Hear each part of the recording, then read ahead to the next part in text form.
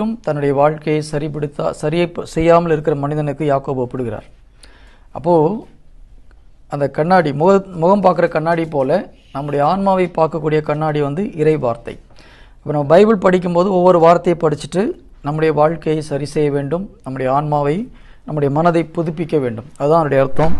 அப்போ அதில் தான் நம்ம ஒவ்வொரு விஷயமாக பார்த்துட்டு வரோம். ஜீசஸ் நமக்குள்ளே இருக்கிறார். நம்ம முதல்ல பாவத்தில் மூழ்கி போய் நான் சொல்கிற ஒரு வார்த்தை இதுதான், பன்னிக்குட்டி மாதிரி இருந்தோம். ஆனால் ஆண்டவருக்குள்ளாக முட்கப்பட்டு வெளியில் வரும்போது ஆண்டோடைய இரத்தத்தினால் கழுவப்பட்டு நம்ம இப்போது சிங்கக்குட்டி போல் மாறிட்டோம். ஆனால் நிறைய நேரத்தில் நமக்கு சிங்கக்குட்டி போல் இருக்கிறோன்றது நமக்கு தெரியல. அதான் பிரச்சனை. இயேசு யூதாவின் சிங்கம்னு சொல்கிறோம், நாம் அவருடைய பிள்ளைகள். அப்போ நம்ம யார்? சிங்கக்குட்டிகள் தான். ஆனால் மனசில் அந்த மாதிரி எண்ணம் வரல. அங்கே தான் பிரச்சனையே. ஸோ நமது மனதை புதுப்பிக்க வேண்டும். இறை வார்த்தையை படித்து நம்முடைய மனதை